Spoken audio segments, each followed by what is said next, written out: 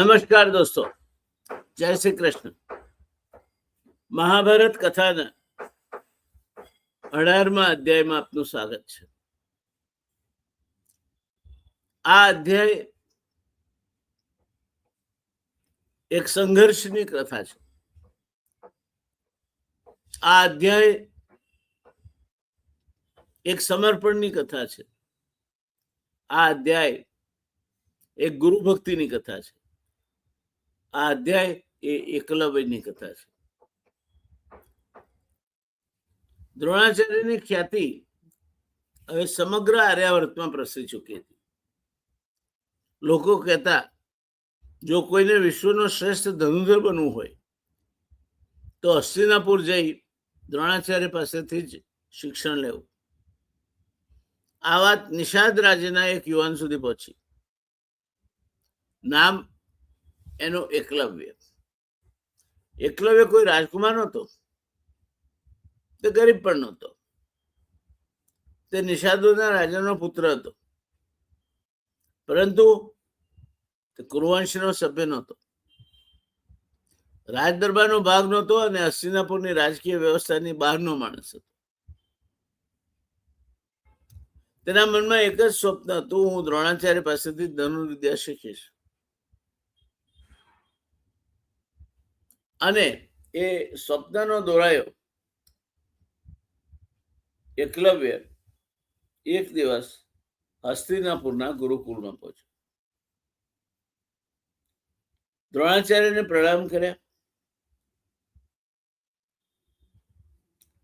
વિનમ્રતાથી બોલ્યો, ગુરુવર, હું ખૂબ મોટી આશા લઈને આવ્યો છું, ખૂબ મોટી વિનંતી લઈને આવ્યો છું.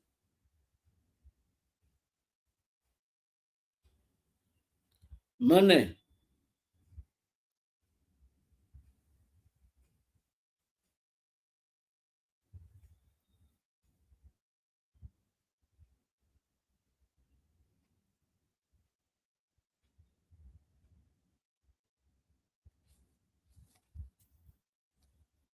એક વિચિત્ર પરિસ્થિતિ ઉભી થઈ. મેં પોઝ એટલા માટે લીધો કે કઈ રીતે વર્ણન કરું. કે નિષાદ કુમાર હતો, કુરુવંશ બહારનો હતો, અને જે ઢાંચો નક્કી કરવામાં આવ્યો તે ઢાંચામાં બેસતો નહોતો. હા, કમિટમેન્ટ હતું, માન હતું. ગુરુ દ્રોણાચાર્ય પાસેથી એને ધનુર્વિદ્યા શીખવી હતી. અને એટલે એ દ્રોણાચાર્ય પાસે પહોંચ્યો અને વિનંતી કરી, ગુરુવર, મને આપનો શિષ્ય બનાવી લો. દ્રોણાચાર્ય તેની આંખોમાં ઝાંખી કરી. અહંકાર નહોતો, જિજ્ઞાસા હતી, સમર્પણ હતું, જે એક આદર્શ વિદ્યાર્થીમાં હોવું જોઈએ.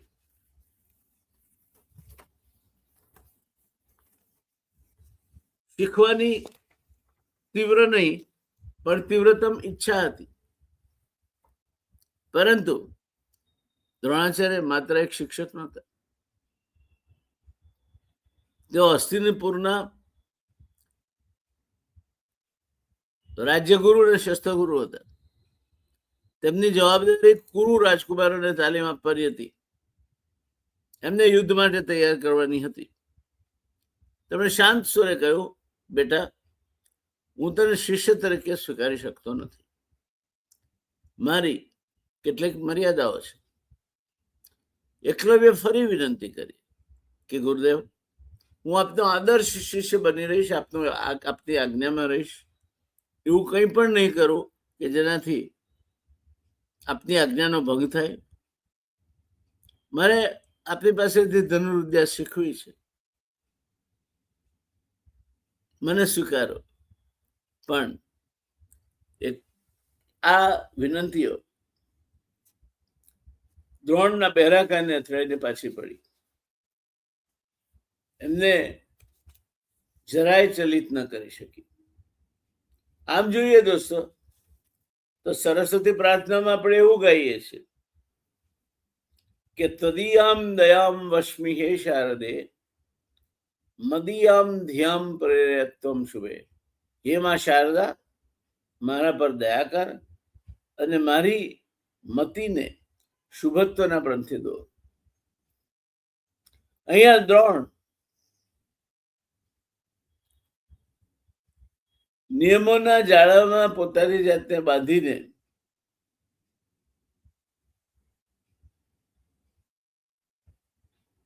અને ત્યારબાદ આ કુમળા યુવાનની, યુવાન પણ નહીં કહું, તરુણની ભાવનાને સમજ્યા વગર એનો તિરસ્કાર કરે છે.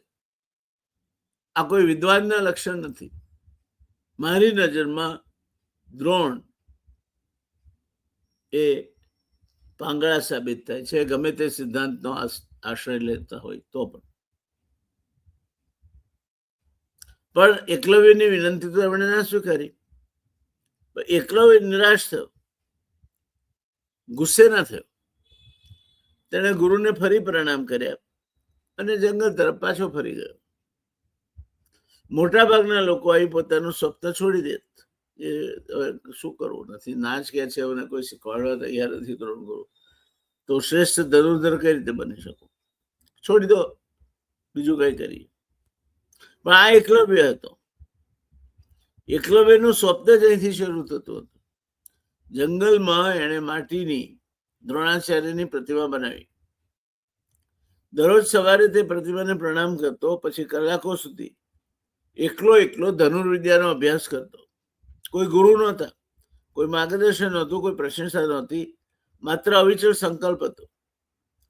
દિવસો મહિનાઓમાં બદલાયા, મહિનાઓ વર્ષોમાં બદલાયા અને ધીમે ધીમે એકલવ્યની ધનુર્વિદ્યા અસાધારણ બનતી ગઈ. જે લગન અને એકાગ્રતાથી એણે ધનુર્વિદ્યા પાછળ પોતાની જાતને લગાડી હતી, એ હવે પરિણામ તરફ જઈ રહી હતી. અને દરમિયાનમાં એક પ્રસંગ બને છે. એક દિવસ દ્રોણાચાર્ય પોતાના શિષ્યો સાથે જંગલમાં શિકાર માટે જાય છે. તેમની સાથે એક કૂતરો પણ છે. અચાનક કૂતરો ભસવા લાગે છે. થોડી વારમાં તે પાછો આવે છે. બધાને આશ્ચર્ય થયો. તેનું મોઢું કોઈકે અનેક બાણ મારીને બંધ કરી દીધું, પરંતુ એક ટીપું પણ લોહી નહોતું હોતું. બાણો એવી કુશળતાથી મારવામાં આવ્યા હતા કે કૂતરો ભસી ન શકે અને તેને ઈજા પણ ન થાય. દ્રોણાચાર્ય સમજી ગયા, આવો ધનુર્ધર સામાન્ય હોઈ શકે નહીં. તેઓ બાણોની દિશામાં આગળ વધ્યા અને એમણે જોયું કે એક યુવાન ધનુર્વિદ્યાનો અભ્યાસ કરી રહ્યો હતો. દ્રોણાચાર્ય પૂછ્યું, તારો ગુરુ કોણ છે?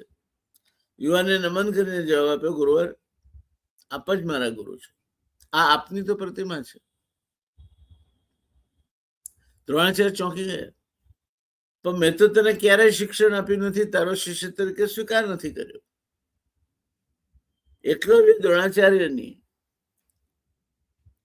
માટીની પ્રતિમા બતાવી અને કહ્યું, આપે મને સ્વીકાર્યો નહોતો, પરંતુ મેં આપને મારા હૃદયમાં ઉચ્ચ આસને બેસાડીને મારા ગુરુ માની લીધા છે.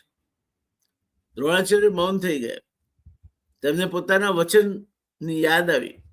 તેમણે અર્જુનને એક બેહુદું વચન આપ્યું. તો હું ફરી કહું છું કે જ્યારે તમે અતિ આનંદમાં હો છો ત્યારે ક્યારેય કોઈ વચન અથવા કમિટમેન્ટ નહીં આપવું. આવું જ કામ દશરથે કર્યું હતું, કૈકેયીને વચન આપીને. દ્રોણાચાર્ય ખુશ હતા.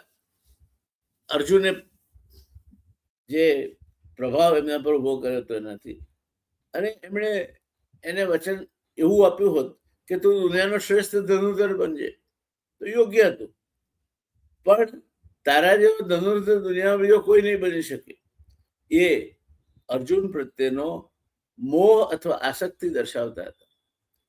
જ્યારે વ્યક્તિ કોઈ પણ વ્યક્તિ પ્રત્યે આસક્ત બને છે, જ્યારે કુટુંબમાં કુટુંબના વડીલો કોઈ એક સંતાન માટે આસક્ત બને છે, એના પ્રત્યે પક્ષપાત ઉભો કરે છે, ત્યારે એને અન્યાય થાય છે. અન્યાય એટલા માટે નહીં કે લાડકો બને છે, અન્યાય એટલા માટે થાય છે કે એ એવું માનતો થઈ જાય છે કે દુનિયામાં સર્વશ્રેષ્ઠ હું જ છું. કારણ કે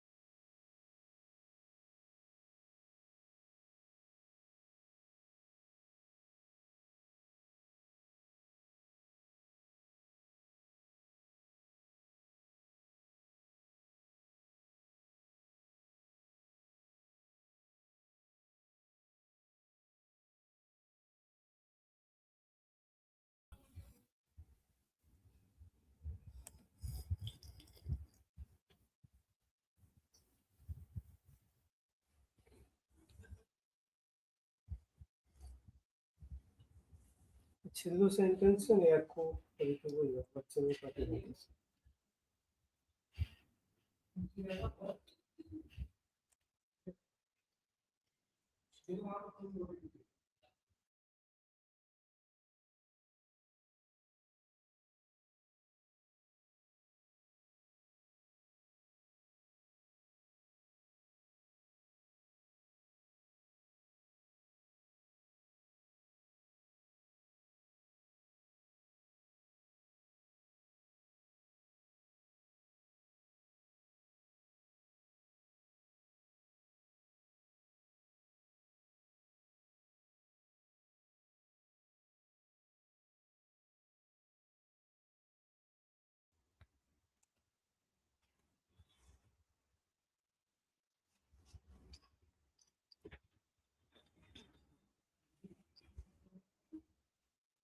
દ્રોણાચાર્ય જોયું કે બાળ એવી કુશળતાથી મારવામાં આવ્યા હતા કે કૂતરો બોલી ન શકે પણ તેને ઈજા પણ ન થાય. દ્રોણાચાર્ય તરત સમજી ગયા આવો ધનુર્ધર સામાન્ય હોઈ શકે નહીં. તેઓ બાણની દિશામાં આગળ વધ્યા. ત્યાં એક યુવાન અભ્યાસ કરી રહ્યો હતો ધનુર્વિદ્યાનો. દ્રોણાચાર્યએ યુવાનને પૂછ્યું, તારો ગુરુ કોણ છે? યુવાને નમન કરીને જવાબ આપ્યો, ગુરુવર, આપ જ મારા ગુરુ છો. દ્રોણાચાર્ય ચોંકી ગયા, પણ મેં તો તને ક્યારેય શિક્ષણ આપ્યું નથી. એકલવ્ય દ્રોણાચાર્યની માટીની પ્રતિમા બતાવી અને કહ્યું, આપે મને ન સ્વીકાર્યો, પરંતુ મેં આપને મારા હૃદયમાં ગુરુ બનાવી લીધા. દ્રોણાચાર્ય મૌન થઈ ગયા. તેમને પોતાના વચનની યાદ આવી ગઈ જેમણે અર્જુનને આપ્યું હતું કે એ વિશ્વનો સર્વશ્રેષ્ઠ ધનુર્ધર બનશે. અહીંયા દ્રોણાચાર્યને લાગ્યું કે અર્જુનનો પ્રતિસ્પર્ધી પેદા થઈ રહ્યો છે અથવા થઈ ચૂક્યો છે.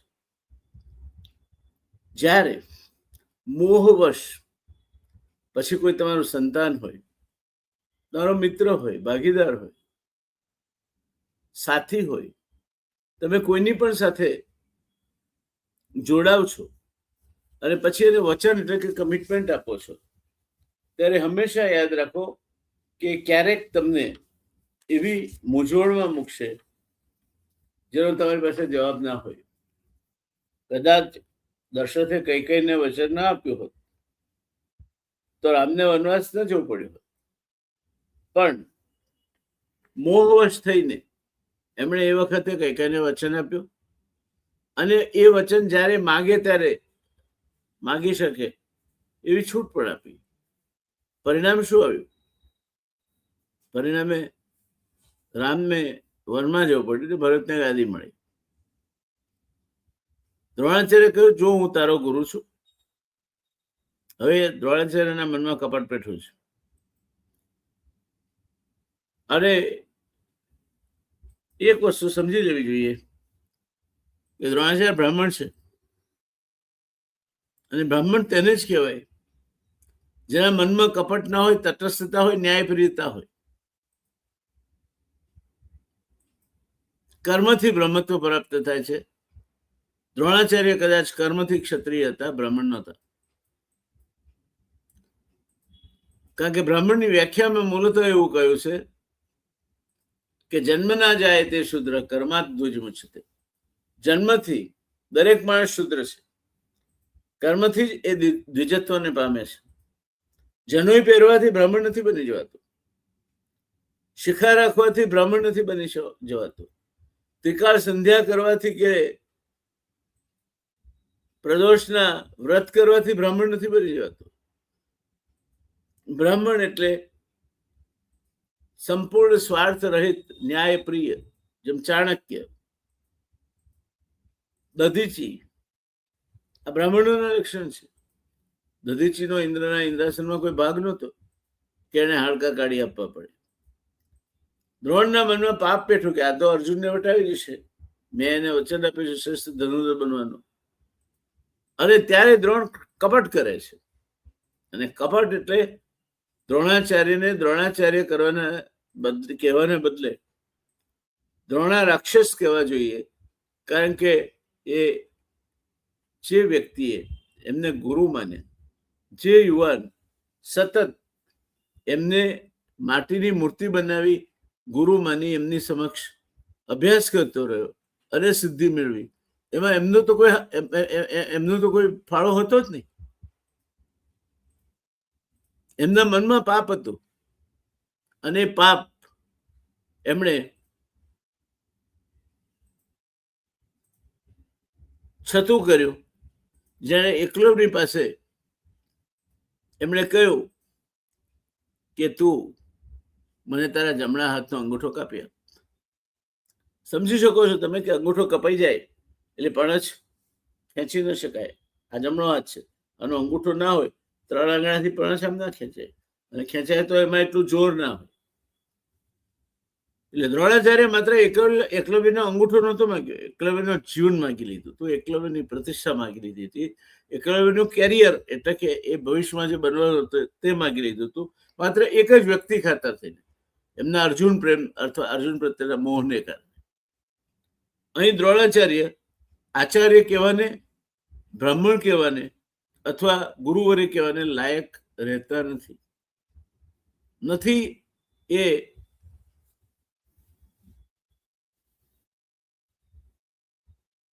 દ્રુપદના મિત્ર અને એક ઋષિપુત્ર રહેતા.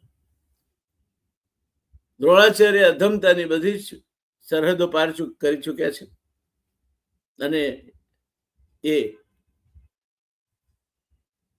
પેલા નિર્દોષ યુવાન જેને એમને ગુરુ માની હૃદયમાં બેસાડી માટીની મૂર્તિ બનાવી એમની એના સમક્ષ એને પ્રેક્ટિસ કરી અને જ્ઞાન મેળવ્યું, એને એ અંગૂઠો માગીને ક્યારેય અર્જુનને હરીફ ન બની શકે સ્થિતિમાં મૂકી દે છે. આ દ્રોણાચાર્ય એ મહાભારતની કરુણતા છે. અને આવા ગુરુના હાથે જે શિષ્યોએ શિક્ષણ મેળવ્યું હોય તે શિષ્યોને હું ક્યારેય એ લોકો રાગ દ્વેષથી પર હોય, ક્રોધ મોહ મદ મસ્તર પર હોય તેવું માનવા તૈયાર નથી. મેનેજમેન્ટનો એક પાઠ આમાંથી એવો નીકળે છે કે કોઈ પણ સંસ્થા કે વ્યવસ્થાની સૌથી મોટી કસોટી શું છે? કસોટી એ છે કે શું તે પ્રતિભાને માત્ર ઓળખે છે કે તેને યોગ્ય તક પણ આપે છે. કોઈ વ્યક્તિ જેનામાં પ્રતિભા છે, પ્રતિભા સંપન્ન છે, બીજો એક વ્યક્તિ છે જેનામાં પણ પ્રતિભા છે પણ એના પ્રત્યે મોહથી આસક્ત છે, કંપનીમાં જે લોકોએ નિર્ણય કરવાનો છે. તો પેલા એને તક નહીં આપે ત્યાં સુધી તો વાંધો નહીં પડે. એ તક ભવિષ્યમાં લઈ ન શકે, ક્યાંય જઈ ન શકે, એ માટે થઈને એનું તેજ હણી લેવાનું કામ કરે. એ કંપની કઈ અને કંપનીનું એથિક્સ શું કરવાનું? જ્યાં પ્રતિભા માટે દરવાજા બંધ થાય છે ત્યાં સંસ્થા લાંબા ગાળે પોતાની શક્તિ ગુમાવવા લાગે છે. દ્રોણાચાર્ય ગુરુદક્ષિણા માગીને ઠીંગણા બન્યા છે. દ્રુપદ સામેનો પ્રતિશોધ એમને અર્જુનની વિજય યાત્રામાં દેખાય છે. અને એક નેતા માટેનો શાશ્વત પ્રશ્ન, શું વ્યક્તિગત વેર ક્યારે સંસ્થાની શક્તિથી ચૂકવવું જોઈએ? શું વ્યક્તિગત વેર ખાતર થઈને સામૂહિક શક્તિને ગરદન મારી શકાય? શું વ્યક્તિગત વેર અથવા તમારા ગમા અણગમાને કારણે તમે પ્રતિભાને બાજુ પર મૂકીને ગમે તે નિર્ણય લઈ શકો? દ્રોણ ગુરુ તરીકે ઉડા ઉતરે છે.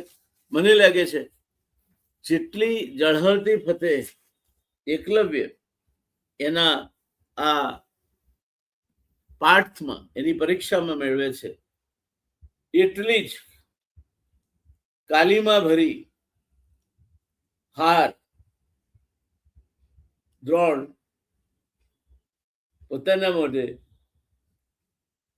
એકલવ્યનો જમણા હાથનો અંગૂઠો માગી લઈને કાલિક ચોપડીને મેળવે છે.